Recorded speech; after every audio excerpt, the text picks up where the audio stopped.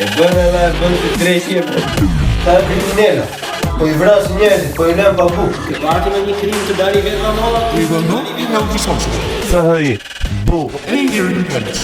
Say, costing an excessive training this summer. Okej. Tema e radhës është diçka që mua më ka shqetësuar këto javët e kaluara, por për arsye se kam qenë goxha I zënë personalisht nga puna dhe nga shkolla.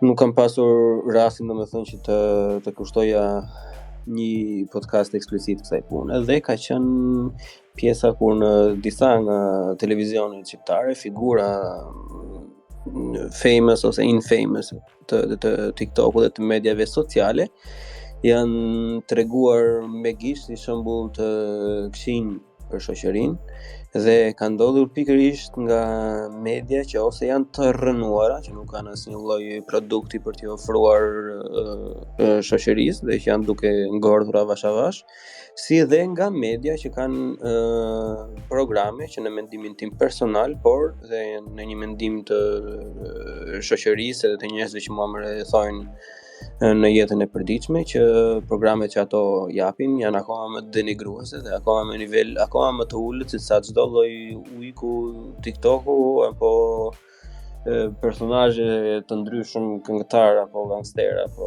etj. Tani si para stres domethënë nuk e di nëse jeni ndjeni të problematikës, po doja një 3-4 minutë nga secili domethënë që si e shihni ju para se të kalojmë në një tip debati. Andi. E para do të bëj një batutë me bërë si Fevzo që ke edhe një pjesë të tretshëm që flet për ato pandat dhe ato çështjet globale, po unë nuk jam shumë, domethënë ndoshta duhet të di, nuk jam shumë domethënë nëse është për aktualitet po, por nuk jam shumë në këto mohabetet e Instagramit dhe TikTokut, se s'para I ndjek. Jo s'para I ndjek, mundohem t'i shmang, më thërë dal më mbyll syt, maramën që të më mbyll syt. Po, edhe nuk e di për çfarë kena rasti konkret, që shumë përgjithësi e di që media shqiptare është mbushur me promovim budallëk dhe kur nuk I duhen më, çfarë bën I hedh tutje. Nuk e di nëse I nis në një rast kështu konkret apo në televizion apo personazh konkret. Rasti konkrete për shembull që se unë nuk e kam problem vetë të flas, është Top Channel-i dhe TVSH-ja, domethënë po Top Channel-i fare duke u nisur nga programet që për mua janë llumi si përputhen apo kepi të ndimjeve apo më the thash, kanë dalë edhe Big Brother bashkë, si dhe atë showin e të dy atyre binjakëve, domethënë që bënin ato pjesën komike sikur gjas me I hidhnin sperm femrave të ftuara që kishin dhe këndonin para mikrofonin.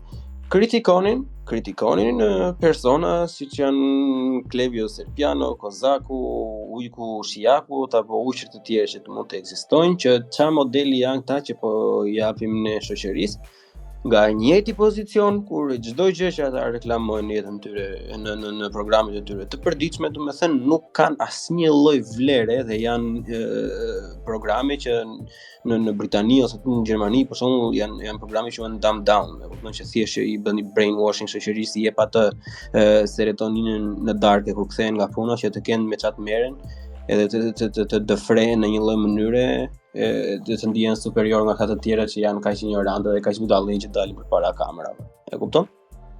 Po, jam pak më I qartë. Unë pash një intervistë të këtij Kozakut, të cilin nuk e njihja si personazh, domethënë përpara se ta arrestoja, çfarë ndodhi ai gjë që e kapën me Fjodora Fiore. Domethënë, unë kam pasur një lloj vlerësimi për Fjodorën, si një lloj gazetare.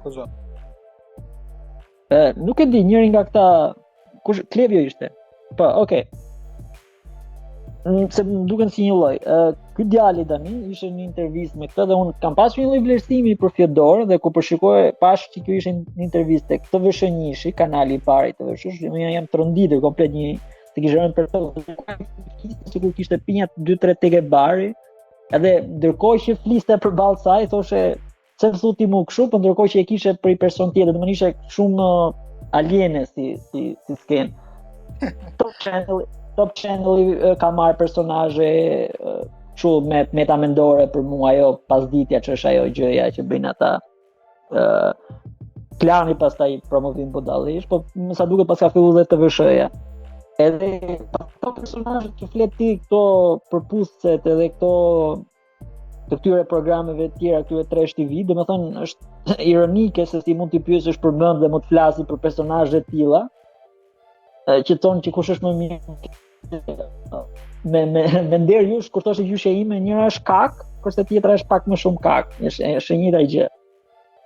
Ai që më shqetëson mua do në para ca ditësh është flasin personazhe të cilët ne po flasim në hapësirë dhe jemi 3 veta, këtu po flasim në hapësirë të lirë në Twitter, ndoshta nuk do na gjejnë rinj, ndoshta na gjejnë 10 veta, 15 veta, por në televizion kombëtar ti nuk mund të marrësh njerëz që janë as pak të kualifikuar dhe të flasin për çështje të përdhunimit të femrave, për çështje shumë delikate, për çështje ekonomie, dhe ai që më shqetëson mua është që merren të njëjtët persona që domethënë janë bërë të famshëm nga emisionet bastarde, nga ato që përmendë ti, dhe flasin për tema, japin mend për tema aq delikate sa nuk ta pret mendje.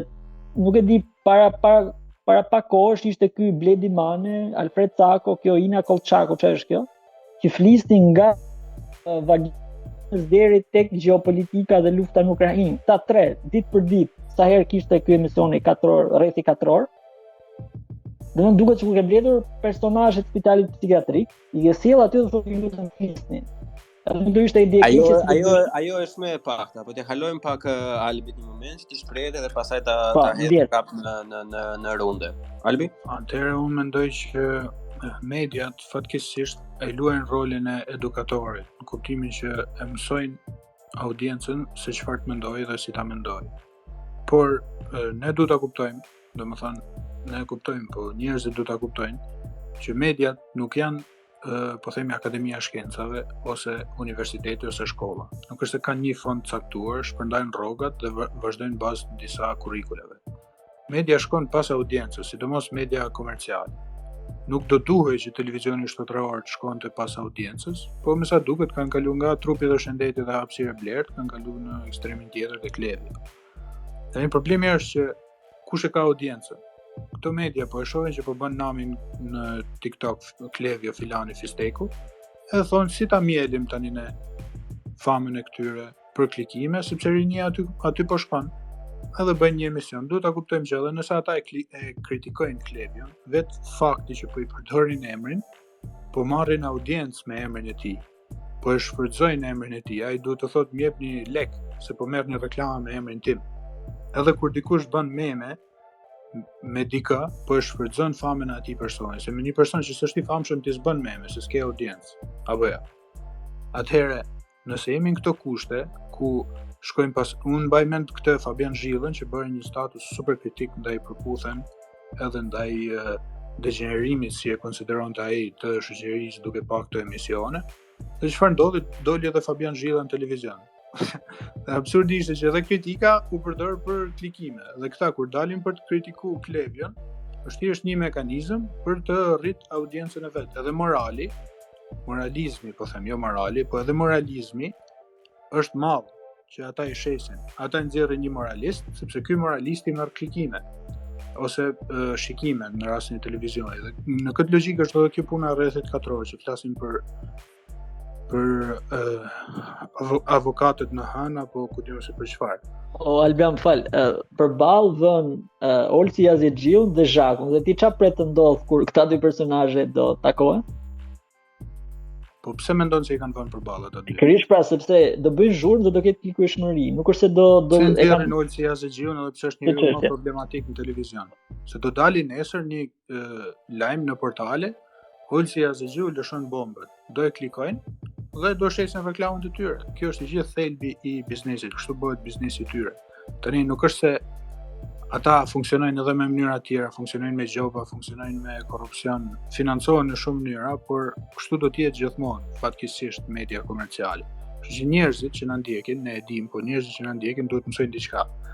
Nëse ty nuk të pëlqen Filan Fisteku, mos e kritiko Filan Fistekun. Nëse ty nuk të pëlqen Filan Fisteku, fik televizorin, mos i jep like mos e komento, injoroje totalisht, ta harroj edhe algoritmi, ta harroj edhe kushdo tjetër. Nëse ti e harron dhe dënon me injorim një person, në botën e medias, nuk po them botën reale, po në botën e medias atë po e vret. Kjo është vrasje për ta injorimi, kështu që Ja ta trazoj unë çikën xherën se jemi në fakt ne të tre këtu jemi të gjithë nga një anë muhabetit, po të vetë unë nga ana tjetër.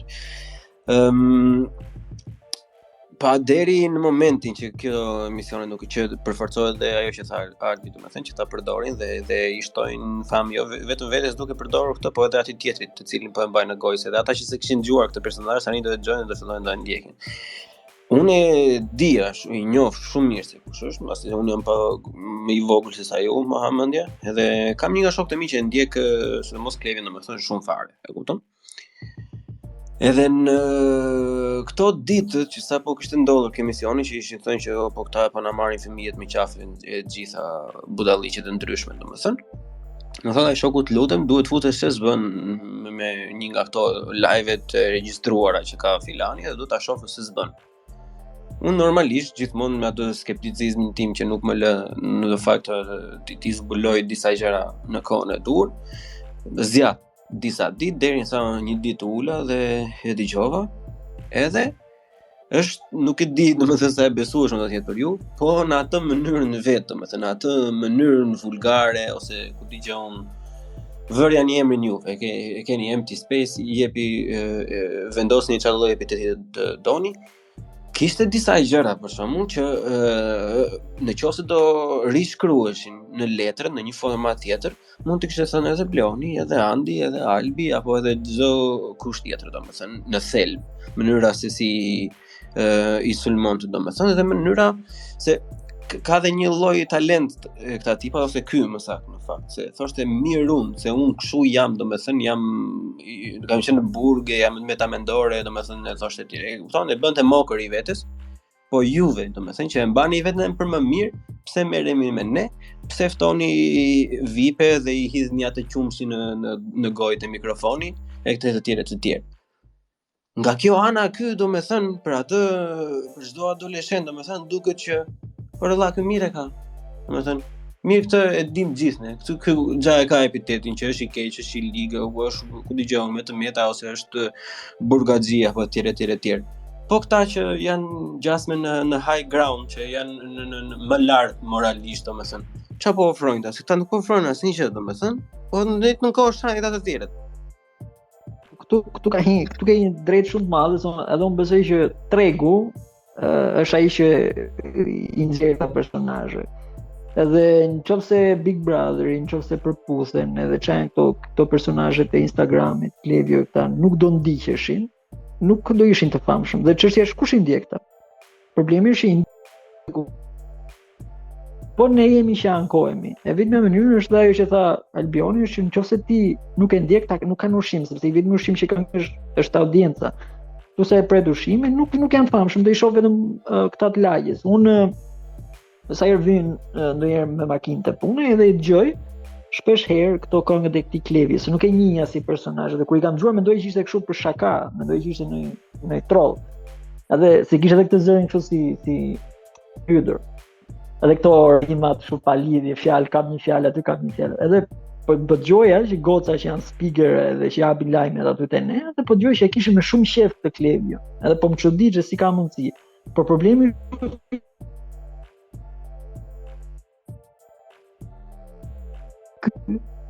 u flet u shkëpute Andi.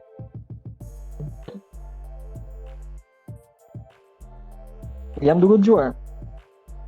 Tani të dëgjoj.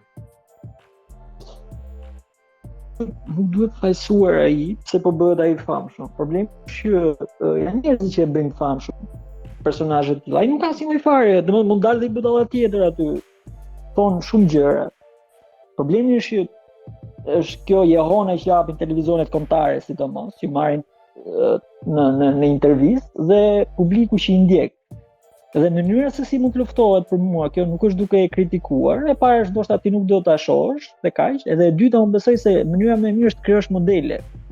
Sepse modeli mund t'i rri përballë antivlerës ose jo modelit. Po nëse bën vetëm kritikë dhe nuk ofrohet një model, sepse nëse ata njerëzit mirë thua mos dëgjoni këtë Klevion, po këtë dëgjojnë një këngëtar të mirë. Dhe normal, një vlerë do ishte po them kështu kod në mënyrë Gjoni Alban Skënderaj. Po nëse nuk ekziston një vlerë edhe në televizion, nëse nuk del dikush që të flas drejt, flas mirë, edhe të krijojë një lloj vlere, normalisht kritika bëhet dhe kritika e pa vlerë, sepse normalisht mund ta kritikojmë Setilin, që është kështu, është ashtu, mund ta kritikojmë Alfred Sakon, por në momentin që betemi pa krijuar një model anti Alfred Sakon, kjo ndodh edhe për me gjëra edhe në televizion edhe në protesta. Unë besoj se shoqëria shqiptare kjo është ajo që i mungon modele. Për të dhënë edhe një lloj peizazhi ty të gjendjes, domethënë, po edhe për më shumë. Unë si individ vetëm jam absolutist i lirisë fjalës, domethënë. Për mua duhet lejojnë të gjithë këta edhe të gjitha të tjerë çfarëdo lloji sado të jetë mendimi i kundërt me mua, duhet të jetë absolut i lirë çdo lloj individi të ketë platformën e vet, sepse jam shumë dakord. Problemi është që kur kjo fjalë mund bëhet e dëmshme, sepse ka një kufi kur bëhet e dëmshme. Ja ta them kur mund të bëhet e dëmshme. Pse është bërë i famshëm Klevio? Klevio që është bërë i famshëm me gjysmat e këngëve, të paktën me aq sa kam dëgjuar unë, se mund të ketë edhe akoma të tjera, por edhe me këto live-et edhe këto gjërat që bën, e di pse është bërë i famshëm. Sepse ndryshe nga të gjitha personat e tjerë që ja luajnë njëri tjetrit, i bëjnë qoka njëri tjetrit, vipit, domethënë nxjerrin kështu, nxjerrin ashtu.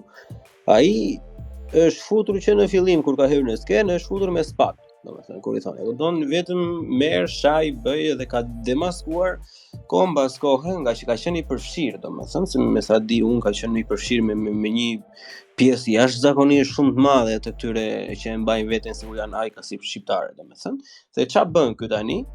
I thotë që juve që i shisni mend gjithë i popullit, domethënë, jeni kështu, edhe ka nxjerr të palara, domethënë lloj individi, si ato individët që ti po thoshin përpara që ftojnë këtë filani, sikur janë ata të kualifikuar dhe japin mend, domethënë.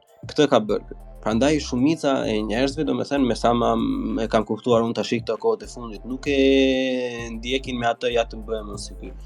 Më duket se janë jashtëzakonisht shumë tralla ato raste që thon, po e ndjekin vetëm për faktin se i pëlqen që kësaj klase VIP-ash që deri diku ka qenë të paprekshëm nga ana e moralit, doli një individ si ky që i thotë që ju jeni të gjithë llum, edhe un kam argumenta dhe histori dhe fakte pse ju jeni të gjithë llum dhe jeni njerëzit e fundit që mund t'i drejtoheni publikut për t'i dhënë shembull, apo si ku dëgjon. Dilte muzikë tash e vllai fliste për tani ku dëgjon për dëmtime psikologjike që thoshte një fjali, thoshte një 4 fjali domethënë që nuk thoshte asnjë gjë. Thjesht përdorte fjalë. Ai nxirrte tinguj, po se çfarë thoshte nuk merri vesh. Dalin ata të tjerë të flasin për dhunën në familje, domethënë kur ato tekstet i kanë ashtu si i kanë. Unë me këtë jam pjesën. Ti vërtet e ke atë profilin të qëndroj profilit, nuk mund të hapesh si vaj në lakra. Edhe sa do antagonist, se ky është si anti-hero, valla. Kjo është si e ka ai Marvel me të kuqe, Deadpool. Këtu mua kështu më ka vajtur paralelizmi. Mund të jem, domethënë mund të shtoj vlerat apo mund të heq vlerat, nuk e di. Po këtë e kam menduar në fund. Është një personazh domethënë në mënyrën e tij brutale, karizmatik, se nuk ka shanse që ta ndjekin ai shumë mira njerëz, janë me 60.000, me 70.000 e kanë parë që e kanë ndjekur, kupton? Nuk e ma ha mendja se përveç asaj serotoninës vogël, atë qeshjen edhe ndjenjës mirë që mund t'japi në kohën më të afërt, domethënë, ma ha mendja që është një pjesë e madhe që thonë që ja, edhe këto që shesin por, jo po ky, jo po ai, jo po kam kaq lek, jo po shpenzoj kaq në Milano, jo po shpenzoj kaq në Lucer, e kupton? Dhe janë nxjerr gjithë ajo që ju ti s'ke kështu, ti s'ke ashtu, ti po gënjen, ti s'po gënjen, ti ke vajtur me këtë tek ai televizioni, ke tradhtuar te atë. Janë nxjerr gjithë. Edhe ky, domethënë, është argëtim falas për publikun një, po edhe nxjerr shumë nga këta personazhe, domethënë që janë thjesht kanceroza burrë jote. Kupton, janë shumë personazhe, për shembull, unë kam vënë se unë kam seriozisht disa nga videot i kam parë dhe me laps dhe me letër, domethënë, që vetëm doja të shikoja, domethënë, që sa ja fuset trapit kot edhe sa gjëra që ndronin. Thjesht mahnitesh në fund, plako që po t'ja heqësh aty ato sharjet edhe atë mënyrën e tij, domethënë, thjesht do çuditesh ndonjëherë, domethënë ato fakte. Që unë nuk e prisja asnjëherë, domethënë si e tha, unë personalisht jam jashtëzakonisht shumë skeptik kur vjen puna të tilla, se unë nuk mendoj se harriet atë lloj mënyre, dhe pavarësisht vetë si individ në jetën private jam një person që përdor goxha shumë fjalë, si ta themi, fyese apo sharje apo etj. Si mendon ti? Ke bërë do e lë Albionit, po thjesht do them diçka të vogël, do na ke bër njëtin vëzhgim si kush ishte ai Ismail Kaderej që tha Goldeji është super poet. Për Unikatilin. Unikatilin, po, domethënë që Shiko, unë besoj se ke drejt një farë pike, po nuk është se duhet të tregohemi ndonjëherë elitist, kështu që dëgjoj muzikë dhome dhe muzikë vjeni, se edhe këto personazhe duhen. Thjesht është mos bën kështu super antivlerë e madhe, që më shqetëson. Tani unë me gjysmë humor, nëse më lejoni ju, do të bëja një interpretim marksist të situatës. Si ta duash ti? Sepse kam pa një qenë nga organizata politike, nuk e di cili ishte, që thoshte u futën burg edhe Noizi edhe Klevio, i pasur i doli i varfër ngelin burg. Tani du të kuptojmë që ka dy klasa, me që thej klasa e VIP-ave. Janë shfrytëzuesit dhe të shfrytëzuarit. Klevio është tek të shfrytëzuarit. Nëse ai ka filluar dhe flet kështu, ai ka fillimet e ndërgjegjës klasore, po e kupton se ku e ka vendin në shoqëri. Tani Klevio kujt i flet? Kush është më së pari? Është një djalë që ka rënë burg, ose nuk e dia ka qenë në emigracion, po edhe gjithë ta VIP-at e TikTokut janë djemë zakonshëm, çuna lagje, nuk është se janë elita e shoqërisë. Këta shkojnë në emigracion, këta janë ata që do hipin komunave, këta janë ata që do bëjnë burgun, do përpiqen të pasurohen me çdo mjet, po këta ju flasin tjerëve si ata, çunave të lagjes. Tani Top Channel nuk është Top Channel është në klasën e të shfrytëzuesve. Dhe nëse ka VIP-a tek Top Channel, për shembull Noizi, dikur mund të ketë qenë që rrifej nëpër rrugë. Sot ai është një biznesmen, një pronar i madh. Sot ai është pjesë e elitës sepse del krah kryebashkiakut dhe merr fonde dhe bën koncerte të mëdha. Kështu që pse po tërbën Top Channel? Top Channel po tërbën sepse nuk e kanë kontroll TikTok. Këta po bëjnë lek në TikTok dhe nuk e kontrollojnë dot askush. Dhe këta po përpiqen si që të futen tek ai treg.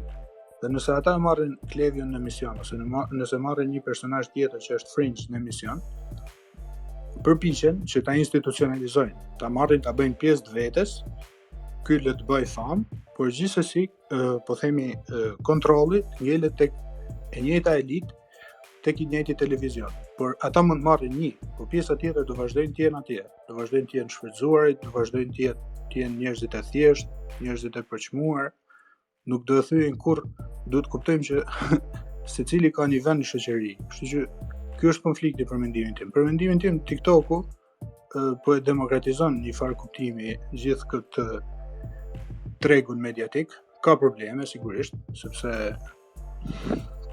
nxirret ignorancë e madhe, po tek i fundit çfarë janë faqet e memeve? Çfarë jemi ne që po flasim këtu? Jemi njerëz që nuk kemi akses në media, nuk kemi miq të fuqishëm, nuk hedhim lek për të bërë reklama, por përpiqemi të komunikojmë me njëri tjetrin, përpiqemi të nxjerrim ndaj mesazh, përpiqemi edhe të ndryshojmë për mirë, nëse mundemi, dhe themi i flasim njëri tjetrit, i flasim të ngjashmeve me ne. Kjo atyre nuk ju leverdis dhe ata përpiqen të blejnë disa figura të shoqërisë civile, disa figura të internetit, disa edhe faqe memesh blejnë. Më fal, Albion, për të thënë diçka, se jam dhe i çik në brendësi të këtyre mediave, shumica analistëve, të paktën tyre që edhe të jenë analistë të çështjeve sociale, nuk lejohen kryesisht të dalin, nëse ke kontratë me një televizion, nuk lejohen të dalësh te televizioni tjetër, të flasësh. Domethënë e kanë centralizuar dhe figurën e dikujt, e kanë monopolizuar domethënë si tip branding. Po edhe vetë statusi i analistit është me parti. Dalin këtu ose atje, ai nuk bën analizë, ai bën propagandë partijake për njërin krah ose për një politikan që e mbështet. Kështu që është prandaj dhe Arjan Konomi domethënë nuk dilte me asnjë vend tjetër gjatë kohës së përputhshëm, po dilte vetëm në TikTok. Kanë kontratë. By the way, me Klevion bashkë edhe me Kozakun Arjan Konomi, sepse ata ishte vetë gjë e parregulluar në kontratë. Ajo funksionon në kontrata, domethënë me daljet, po Ajo që ta Albioni është e vetmja gjë marksiste momentalisht kështu e pastër, sepse është barazi për secilin, për gjithë ne. Edhe nuk është se ka një kontroll kështu super të centralizuar, mundohet ta bëjë, mundohet ta bëjë televizionet, por prap aty është realisht marksizëm, domethënë marksizmi i pastër që secili është në gjendjen e tij bëj çfarë doj, secili është i barabartë. Po në momenti që edhe aty do kontrollohet dhe aty do vendoset rendi natyror i gjërave në mënyrë normale, diku të bëhet lider, pastaj do jetë. Kjo, unë do të bëj një pyetje, por do t'ja bëj Albioni. Domethënë, ti fole për reperët të cilët edhe për këta figura që janë me klasën edhe marrëdhënie klasore, edhe noizi, edhe ndoshta edhe stresi me këta që kanë një lloj atashimi dhe tashmë janë bë disi elitar me pushtetin e gjitha këto. A mendon që në këtë qerthull, në këtë zhurmnari shumë të madhe të këtyre gjëra, a mendon ose ndoshta edhe ka dalë, nuk jam ndjeni, po që do dalë një figurë, një reper i popullit, po them, një që flet edhe për shumë probleme, për çështje klasore, për minator, për ato të papunët, për gjëra të tilla. Ne ka emrin Nikatil. Po t'ja nisim rapit, po gjejmë këngë të Tupakut me shok, flasin për bandat, Crips and Bloods e tjera, kanë edhe këngë si Mr. President ose këngë tjera që flasin për problemin thelbësor që ishte ose ndoshta vazhdon të jetë shoqërinë amerikane, që ishte një klasë ose një racë që nxin, që ishin gjithmonë në fund shoqërisë, që nuk merrin as investime, as vëmendje nga policia, ju jepej vetëm krak për të qenë në rrugë, edhe vdisni ose bëni çfarë doni. Kështu që ai kishte i farë ndërgjegje, sepse Tupaku kishte edhe nanën me këto panterat e zeza dhe kishte i farë ndërgjegje. Jo gjithë e kanë. Për shembull, po shohim reperat sot amerikanë, po themi, flasin vetëm për kokainë dhe femra, nuk është se plus që edhe ata janë bërë pjesë të sistemit sepse janë bërë milionera, kështu që vështirë të kesh ndonjë reper antisistem. Nuk është që nuk ka, nuk është që nuk bëjnë këngë sociale, është ai quni që ti e njeh. Harrova emrin tashti. Por varet nga ndërgjegja e tyre, varet sa ata e kuptojnë që mund ta përdorin këtë medium për diçka të mirë. Dhe varet jo vetëm për reperat, por kjo vlen për gjithë. Varet sa Bleoni, sa Albioni, sa Andi e përdorin pak audiencë që kanë për si duket të më thënë nuk keni në dini të repertorit të Unikatilit. Po jam dakord për Unikatilin, po flas për aktualisht që është ai Killua që bën edhe këngë. Arizeme ka. Po ka një farë kuptimi, jo vetëm llapa unë jam i mirë, unë jam më i miri, po ka një farë e bën njeriu me mendu avash, prit se kush jam, prit se ku shkoj, prit se dikush po më shfrytëzon, po tallet me mua. Ai më fal Albion, ai ka bën një lloj parimi me veten, se unë e njoh, e kam mik, edhe domethënë, aty çka bë me veten është që nuk dua të jem njëri komercial, ka thënë, edhe gjithmonë ka refuzuar sepse do të krijoj një lloj rapi disi urban, domethënë atë pjesën e qytetit që nuk e shikon askush, domethënë ata njerëz që nuk i shikon askush, ato gjëra që nuk i shikon askush.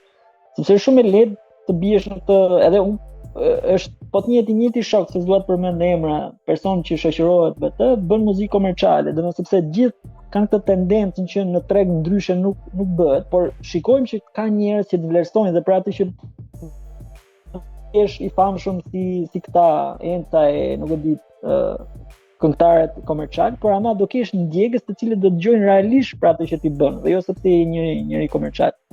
Shikoj, më shpresoj që ai t'ja dali, po problemi është që mos pari të duhet një audiencë, kështu që a do jesh komercial apo do jesh ku diun për problemet sociale apo do flasësh për problemet e popullit tonë. Mbaj mend ka qenë ai repisti Doza që po t'i bë këngën Unë jam Klodiani. Edhe ky Doza ka qenë dikur ose ka qenë ajo kënga asociimi, ju kujtohet? Edhe sot e kësaj dite është aktuale. Kështu që këta janë djem të lagjës u burr, këta janë djem të thjeshtë, nuk mund presim. Po pra ka ndryshime, për shembull, unë që e pëlqej dhe që ndjek goxha si sken, domethënë kam ndjekur që kam qenë shumë i vogël. Për shembull, ndryshimi mes dikujt si Doza dhe Killua dhe Unikatilit është fakti që e para as Killua as Doza falandis me që ke edhe mik nuk janë njëjtin nivel që Unikatili as nuk krahasohen, domethënë se unë nuk jam dakord. në të njëjtin nivel, domethënë, por nuk shiko, këta të rinjt nuk e kanë këtë humility, më plotësojnë çik Albisi i thonë në shqip. Lutem.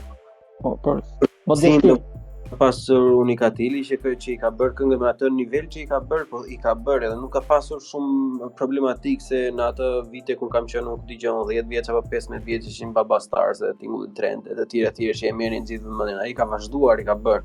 Kurse shumica në ata të veçlit tash domethënë më shumë ankojnë që pse nuk e marrin ata vëmendjen dhe pse e marrin ata të tjerët. Kur në fakt, siç e tha përpara, tregu e vendos.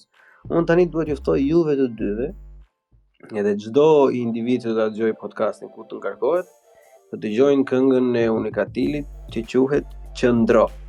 Nuk ka këngë që nuk ka asnjë këngë tjetër të krahasueshme me atë në Shqipëri që të jetë aq aktuale për të dhimbjen e madhe që kalojnë gjitha familjet shqiptare dhe shteti shqiptar me ikjen e trinjve me të gjitha të tjera, apo shihemi për kujtime, apo lotët e nënës, apo të tjera për shembull. Unikatili edhe ka përshtet studentat kur bë protesta madhe, kur qeveria ka frikë nga populli, atëherë vjen ndryshimi.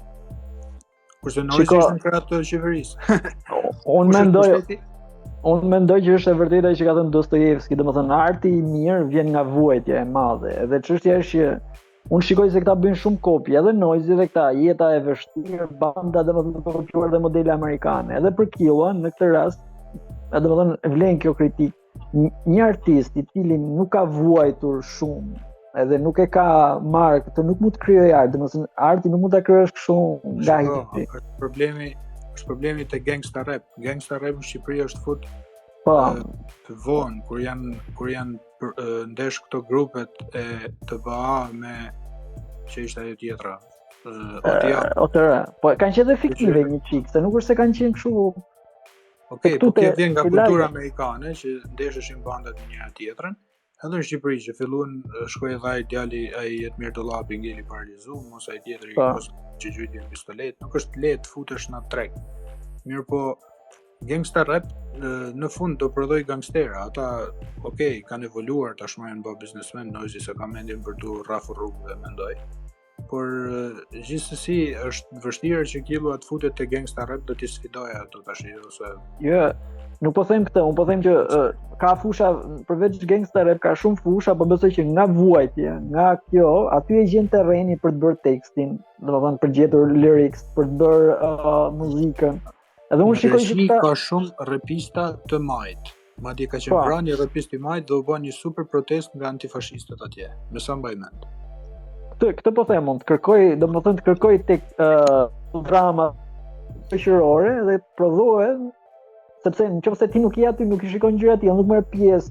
Nëse ndonjëherë nuk je edhe raper, që merr pjesë në një protestë, në gjë, nuk i shikon ato dhunën e shtetit dhe këto, nuk e si e krijon këngën, nuk e si e krijon tekst. Fal që po të depres Andi, se po të depres shumë. Por nuk është vetëm rapi, është edhe muzika rock. Muzika rock ka lënë si rebelimi, dhe metalarët janë më të rebelueshme që bëjnë është pin bar. Nuk e shohim kurrë në asnjë lloj aktiviteti s'po them politik, po nuk me asnjë lloj ndërgjegjje që të rebelohen ndaj sistemit. Ajo është dege vdekur e muzikës, fatkeqësisht. Po ekziston disi, edhe ata supozohet që të jenë rebela dhe nuk ka rebelim, po kjo ekziston kudo, edhe në pikturë, edhe në muzikë. Për kundrazi, janë këta metalarë që kanë parë një njerëz më të butë që një, domethënë më fakir. Mirë të butë, po të konformuar. Është e frikshme. Edhe pjesa si te ka i filmi shqiptar që bishti i qenit bisht qenin ngelen. Të gjithë tha që janë bërë edhe biznesmena që edhe do marrin investime au ju. Të gjithë nuk e kanë atë kapacitetin që do e kishte një person. Shoqëria civile, Zhaku që e përmende, sot është më afër Lalieri se që mund të jetë afër popullit. Jo, merr fonde, merr projekte, merr kështu, edhe është bërë e stacion. Por prandaj shiko, unë prandaj po them që në rastin e muzikantëve ne duhet t'i ndajmë pak. Unë jam gjithmonë për shkakun që duhet ndar artisti nga arti që ai prodhon, domethënë në çdo lloj rasti, kushdo artist e tjetër, çdo lloj gjëje që mund të ketë bërë, sepse të gjithë këta në Shqipëri kanë kaluar cakun. Unikatili kur ka ardhur për herë të parë për koncert, nga pjesa që nuk ishte mësuar as me kamerë as me një gjë, një nga ato reporterët e Kosovës e ka shtyr në aeroport. Noizi vërtet është gjas me biznesmenë dhe po shikon investime strategjike. Ama këtë Klevion e goditi kështu në rrugë, ja nxori dhe video pasaj se bishti qeni ngelit e do atë vëmendjen ai si agresive apo si i fortë i lagjes apo au si bosi, e kupton? Po shiko, apo besoj se stresi këtu me ato që iku Aratis nga burgu e jo në përtoj. E kupton, nuk ta persona, prandaj po them duhet i përmbahen asaj gjëje. Dhe ky individi që ne kishim fjalë deri tani që për Klevion, domethënë, këtë punë e bën më mirë nga këta. Ai nuk ka thënë asnjëherë as jam unë i mirë, as jo me Lalierin, as me të gjithë. Ai është futur me spatë dhe patëm kombat. Po të shohim sa do krijoja logjikë. Shiko, këtu është ajo gjë Altmani që do vdesësh si hero apo do jetosh mjaftueshëm se të bëhesh ai i ligu. Bravo, e ke kapur më fiks nuk ka mundësi. Të dy shembuj perfekt që më vinë ndërmend. Sa e them këtë gjë është Ermal Mamaqi, Gaspaja, që kanë qenë çuna të preferuar nga publiku, humoristë dhe tani janë bërë të ligës. Edhe unë besoj se edhe këta do kenë të njëjtin fat. Shpresoj që mos e kenë, po. Po ky nuk ka për ta pasur deri tani, nuk duket e afërt, më thënë se ky thjesht i është futur me spatë të gjithëve dhe nuk ka lënë me asnjë njerëz që do t'i afrohet, kështu që mba mendja mund të jetë një nga ato rastet që në mënyrë figurative do vdesi hero, domethënë, ose do kancelohet hero apo etj përja një emri vet. Kështu. Mirë, çuna, unë ju falenderoj jashtëzakonisht shumë. Ne do dëgjohemi episodin tjetër. Ja kalofshi sa më bukur. Tom, kujdeseni për vete. Mirë. Nada.